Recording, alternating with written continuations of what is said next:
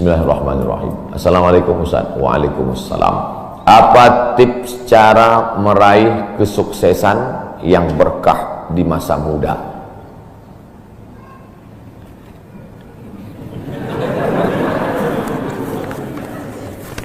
Saya tidak pernah bercita-cita menjadi apapun. Cita-cita saya dulu cuma satu, bagaimana membahagiakan orang tua. Itu saja. Ya Allah, aku sekolah, tak tahu dulu pulang mau jadi apa, yang penting bisa membahagiakan orang tua. Itu saja. Jadi setelah itu sampai, ya sudah, bisa menyenangkan hati orang tua, bisa, itu saja. Maka selalu saya sampaikan di kampus-kampus kepada mahasiswa, kalian kalau belum bisa membahagiakan orang tua, jangan menyusahkan orang tua. Ini kadang baru ngelihat namanya aja di HP dah kumat darah tinggi emaknya. Kalau belum bisa membahagiakan dia, jangan menyusahkan dia. Maka saya di Mesir 4 tahun tak pernah saya minta duit. Tiba-tiba udah sampai dari ke Mekah. Mak, aku udah di Mekah. Hah? Dari mana kau dapat ongkos? Ada tabunganku sikit-sikit. Pergi ke Mekah, kerja, pulang, bayar hutang. Jangan pernah menyusahkan orang tua. Oleh sebab itu cita-citanya yang pertama mencari ridha Allah. Ridha Allah fi ridhal walidain wa sukhutullah fi sukhutil walidain. Pulang saya ke kampung, saya mau beli tanah berapa meter, ternak lele, tanam cabai, daun ubi, malam mengajar ngaji. Cita-cita saya kecil aja. Tak ada cita-cita mau jadi ustadz viral disambut di airport, tak ada. Terus kata mak saya, masa kau S2 tinggal di kampung, pergilah ke kota. Akhirnya saya menghonor jadi dosen, siang jadi dosen, malam ceramah di masjid, direkam, diupload, khutbah diupload, like and share, akhirnya viral. Diusir beberapa kali, makin viral. Dibully, makin viral. Akhirnya yang membuli saya taubat sekarang. Ini orang makin dibully, makin viral. Udah kita diamin aja lah. Itu semua itu kerja kita atau kerja Allah? Kerja Allah. Kerjakan kerja kita, urusan Allah, biar Allah yang ngurus. Kita hidup ini sama macam bawa pancing. Kita tugas kita ambil bambu, pasang kail, cari cacing, letakkan. Masalah ikannya datang tak datang itu urusan Allah. Ini kadang banyak orang ngurus urusan Allah yang dia urus. Urusan Allah yang kau urus. Kata Allah, yang mendatangkan ikan ini urusan aku. 10 pancing pasang, itu urusan kita. Tarik pancing 1, cacingnya hilang. Cari pancing 1, kailnya hilang. Cari pancing 1, talinya hilang. Yang ke-10, bambunya hilang. Marahkah kita? Tidak. Karena urusan kita sudah selesai. Serahkan urusan Allah. Pulang ke rumah, rupanya Allah mau kasih kita bukan ikan mentah, tapi ikan masak.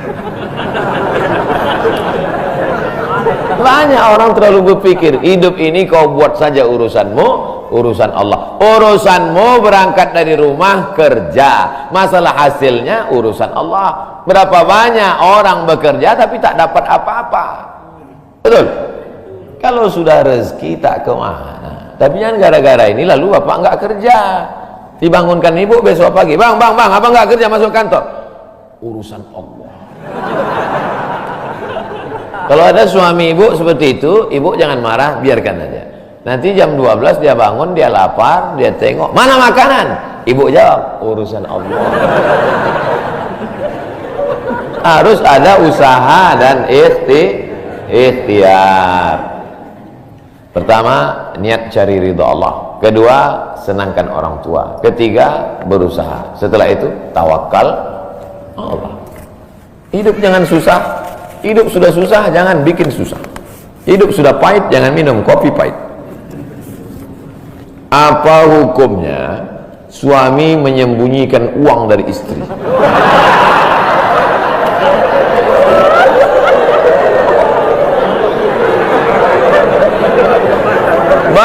Bang, kata istrinya. Bang, ini duit apa bang? Duit sial. Oh, duit sial, udah kusembunyikan kau dapat juga.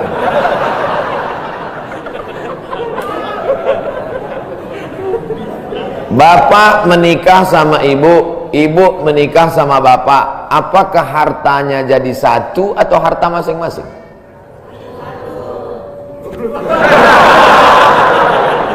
Mereka mau hartanya jadi satu dan bapak ketakutan. Itu yang saya baca. Sekarang kita baca ayatnya. Walakum nisfu ma taraka azwajukum illam yakul lahunna walad. Kalau istrimu meninggal, kau dapat 50% hartanya kalau tidak ada anak. Fa in kana lahunna waladun, kalau dia punya anak, falakumur rubu'u, kamu dapat 25%. Sekarang saya tanya, hartanya nyatu atau pisah?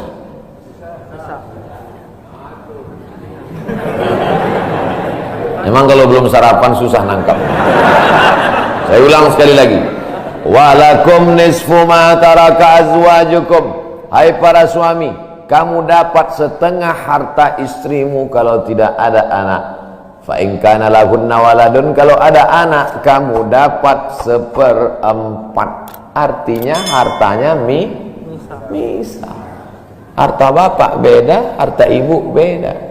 Ibu kerja, punya kebun, punya tanah, punya speedboat, itu harta dia. Bapak punya usaha, harta bapak. Meninggal ibu, 50% untuk bapak. Apa beda harta ibu dengan harta bapak? Di dalam harta bapak ada hak ibu, dalam harta ibu tidak ada hak bapak. Takbir. Saya ulang sekali lagi.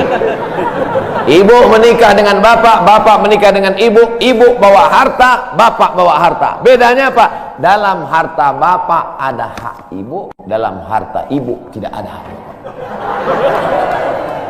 Kenapa dalam harta bapak ada hak ibu? Karena bapak wajib memberi nafkah. Kewajiban bapak 5. Pertama, kasih makan. Kedua, kasih pakaian. Ketiga, kasih tempat tinggal. Keempat, kasih pendidikan. Kelima, kasih perhatian. Lebih dari yang ini, itu bukan milik mereka lagi. Jelas? Ini ada sekarang suami setelah menikah, pas dilihat surat apa semua, tak ada punya dia. Semua atas nama istrinya. Ini orang kalau meninggal, ini tidak kena azab kubur. Karena di dunia sudah terlalu azab dengan istrinya. Dari yang saya sampaikan ini jelas tentang pembagian batasan-batasan harta, jelas? Jelas. Jadi tidak serta-merta setelah menikah, jangan mau anak perempuan kita ditipu laki-laki. Istriku, mana surat mobilmu, mana surat tanahmu, tadi kita sudah akad nikah, semua hartamu, milikku, surgamu di bawah tapak kakiku. Oh, tidak begitu. Makanya laki-laki harus ngerti, perempuan juga harus paham. Kalau tidak, sedang main bola aja ada aturannya, statuta. Kalau tidak, akan hancur. Tapi insya Allah jelas itu. Pak Ustadz minta tolong doakan ibu saya, sudah lama sakit. Nanti kita doakan di akhir majelis. Bukan cuma ibu bapak, ibu-ibu semua kita doakan. Bagaimana niatnya doanya? Bagaimana niatnya doanya? Mandi taubat. Nawaitu, aku berniat ghuslat taubat, mandi taubat. Saya nggak bisa bahasa Arab Pak Ustadz, bahasa Indonesia, bahasa Makassar, bahasa Jawa, bahasa Batak, bahasa Mandailing, bahasa Aceh. Saya niat mandi taubat karena Allah Ta'ala. Bagaimana cara mandinya Pak Ustadz? Seperti mandi wajib, basah dari ujung rambut sampai ke ujung kaki. Di mana mandinya Pak Ustadz? Di laut bisa. Kolaka ini 30% saja daratan Pak Ustadz, yang 70 adalah lautan. Nah, mandi di laut. Apalagi kalau sampai ke tengah laut, bukan cuma dosanya hilang, orangnya hilang sekali.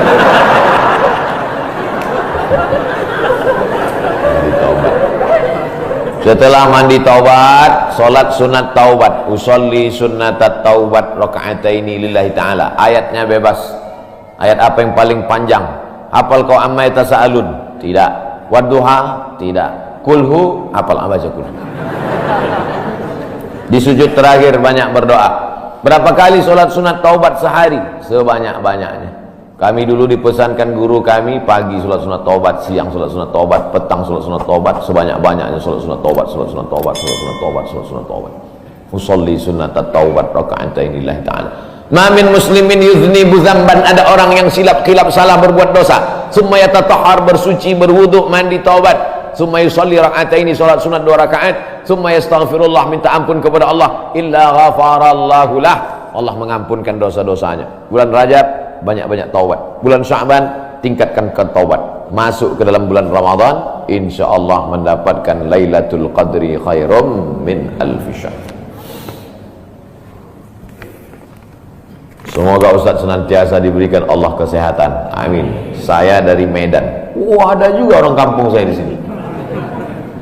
Bagaimana cara bakti seorang anak, cara membahagiakan orang tua berjarak jauh dengan kita, sedangkan bertemu dekat bersama orang tua mungkin hanya 1 tahun sekali, Idul Fitri saja, karena harus bekerja di PT Antam Tbk Sulawesi Tenggara.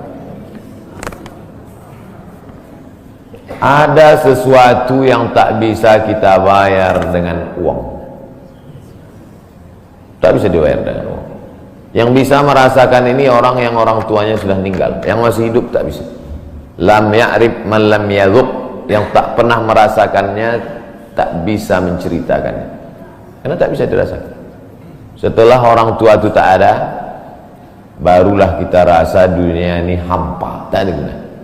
Duit itu tak ada gunanya, mobil itu tak ada gunanya, rumah itu tak ada gunanya, apapun tak ada gunanya.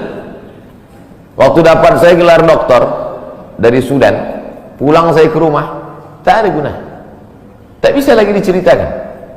Dulu apapun yang dapat diceritakan, mak, aku dapat sorban dari mak, aku dapat peci. Setelah pulang tadi, pulang dari Brunei dapat gelar visiting profesor di Universitas Islam Sultan Syarif Ali, tak ada gunanya, hampa. Paling-paling ditulis di baleho aja, profesor, dokter. Untuk menunjukkan bahwa kita bukan ustadz kaleng-kaleng.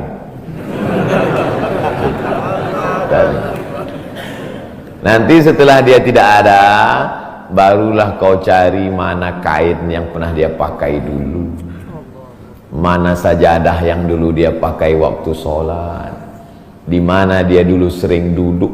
Bekas tempat duduknya aja pun bisa menghilangkan rindu. Bekas